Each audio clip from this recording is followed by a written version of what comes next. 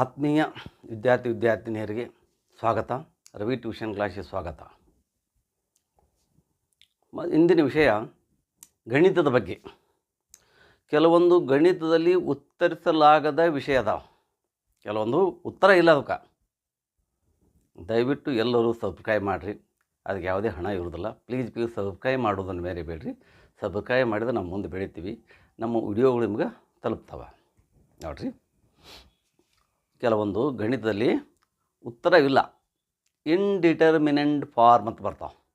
ಇಂಡಿಟರ್ಮಿನೆಂಟ್ form ಯಾರು PUC first ಇಯರ, second ಇಯರ, engineering, BSc ಇವು ಕಲಿತಿಲ್ಲ, ಇವ್ರಿಗೆ ಗೊತ್ತಿರ್ತವೆ ಇಂಡಿಟರ್ಮಿನೆಂಟ್ ಫಾರ್ಮ್ ಅಂದ್ರೆ ಏನು. ಇಂಥ 7 ಅದಾವೆ.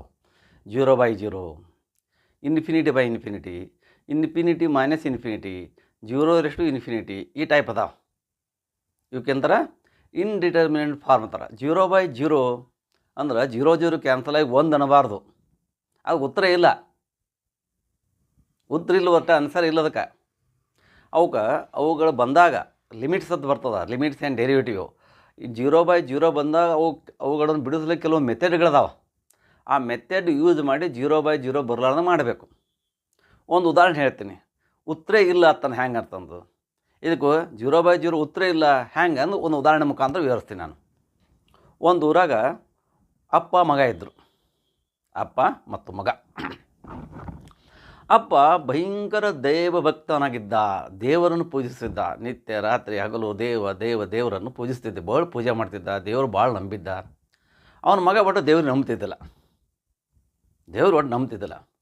ಒಂದು ದಿವಸ ಮಗ ಏನು ಕೇಳ್ತಾನೆ ಅಪ್ಪಗೆ, ಅಪ್ಪ ದೇವರಂದ್ರೆ ಏನು ಅಂತ ಕೇಳ್ತಾನೆ. ನೋಡಪ್ಪ, ದೇವ್ರಂದ್ರೆ ಅಸಾಧ್ಯ ಅನ್ನೋದು ಯಾವುದೂ ಇಲ್ಲ. ನಿನಗೇನು ಬೇಕು? ಮನಿ ಅಂದ್ರೆ ಮನಿ, ರೊಕ್ಕ ಅಂದ್ರೆ ರೊಕ್ಕ, ಸಂತೋಷ, ಬಿಲ್ಡಿಂಗ್ ಅಂದ್ರೆ ಬಿಲ್ಡಿಂಗ, ಪೇಡೆ ಅಂದರೆ ಪೇಡೆ. ನಿನಗೇನು ಬೇಕು, ಏನು ಬೇಕಾದ ಕೇಳೋದು ಕೊಡ್ತಾನೆ. ಅವ್ನಿಗೆ ಅಸಾಧ್ಯ ಅನ್ನೋದು ಯಾವುದೂ ಇಲ್ಲ ಅಂತ ಹೇಳ್ದ. ಆ ಮಗ ಏನಂದ, ಹೌದು ಕರೆಕ್ಟಾ? ಹಂಗಾರ ನಾವೊಂದು ಪ್ರಶ್ನೆ ಕೇಳ್ತೀನಿ. ಏನು, ನಿಮ್ಮ ದೇವರಿಗೆ ದೊಡ್ಡದೊಂದು ಕಲ್ಲು ತಯಾರು ಮಾಡಬೇಕು. ಆಯಿತು, ಮಗ ಅಪ್ಪ ಏನಾದ್ರು ತಯಾರು ಮಾಡ್ತಾನೆ ಅಂತಂದ. ದೊಡ್ಡದೊಂದು ಕಲ್ಲು ತಯಾರು ಮಾಡಬೇಕು. ಆ ಕಲ್ಲು ದೇವರಿಗೆ ಎತ್ತಲಾಗಿ ಬರಬಾರ್ದು. ದೇವರಿಗೆ ಎತ್ತಲಾಗಿ ಬರಲಾರ್ದಂಥ ಕಲ್ಲು ತಯಾರು ಮಾಡೋಕೆ ನಿಮ್ಮ ದೇವ್ರ ಅಂತ ಹೇಳ್ತಾನೆ. ಯಾರು? ಮಗ ಅಪ್ಪಗೆ ಹೇಳ್ತಾನೆ. ಅಪ್ಪ ಅಂತ ಆಯಿತು, ತನಗೆ ಎತ್ತಲಾಗಿ ಬರಲಾರ್ದಂಥ ಕಲ್ಲು ತಯಾರು ಮಾಡ್ತಾನೆ ಅಂತ ಹೇಳ್ದ. ಮಗ ಏನು ಹೇಳ್ತಾನೆ, ಹಾಗಾದ್ರೆ ಆ ಕಲ್ಲು ಎತ್ತು ಅಂತಾನೆ ದೇವ್ರಿಗೆ. ಕಲ್ಲು ಎತ್ತು ಅಂತ ಹೇಳ್ತಾನೆ.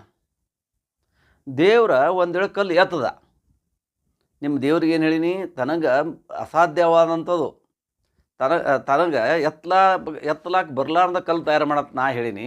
ಮತ್ತು ಎತ್ಬಿಟ್ನಲ್ಲ, ಇಲ್ಲ ಅಸಾಧ್ಯ ಆಯ್ತಲ್ಲ. ಒಂದು ವೇಳೆ ಅವನಿಗೆ ಎತ್ತಲಾಕ ಬರಲಾರ್ದ ಕಲ್ಲು ಆಯ್ತಪ್ಪ, ಎತ್ತಲಿಲ್ಲ ತಿಳ್ಕೊ, ಆಯಿತು, ಎತ್ತಲೇ ಆ ಕಲ್ಲನೇ ಎತ್ತಲಿಲ್ಲ ಅವ ಅಂದರೆ ನಿಮ್ಮ ದೇವರಿಗೆ ಕಲ್ಲು ಎತ್ತುವುದು ಆಗಲ್ದು ಅಂತ ಹೇಳ್ತಾನೆ. ಏನು ಹೇಳ್ದ? ಇನ್ನೊಮ್ಮೆ ಹೇಳ್ತೀನಿ ನೋಡ್ರಿ. ದೇವ್ರಿಗೆ ಏನು ಹೇಳ್ದ?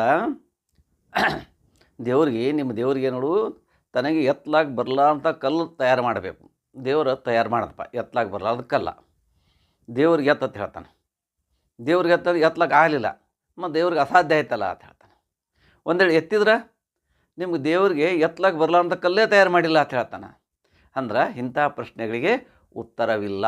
ಇವಾಗ ಅಂತಾರೆ ಇಂಡಿಟರ್ಮಿನೆಂಟ್ ಫಾರ್ಮ್ ಅಂತ ಕರೀತಾರೆ. ಇದೊಂದು ಕತೆ ನೀವು ವಿದ್ಯಾರ್ಥಿಗಳು ಫಸ್ಟ್ ಇಯರ್, ಸೆಕೆಂಡ್ ಇಯರ್ ವಿದ್ಯಾರ್ಥಿ ತೆಗೆದುಕೊಂಡ್ರೆ ಇಂಡಿಟರ್ಮಿನೆಂಟ್ ಫಾರ್ಮ್ ಅಂದೇನು ನಿಮ್ಗೆ ಅರ್ಥ ಆಗ್ತೈತಿ. ಹೆಚ್ಚಿಂದ ಬೇಕಾದ್ರೆ ನಿಮಗೆ ಅದರ ಬಗ್ಗೆ ಪ್ರಾಬ್ಲಮ್ಸ್ ಬೇಕಾದ್ರೆ ನಮ್ಮನ್ನು ಕಾಂಟ್ಯಾಕ್ಟ್ ಮಾಡಿರಿ. ಧನ್ಯವಾದಗಳು.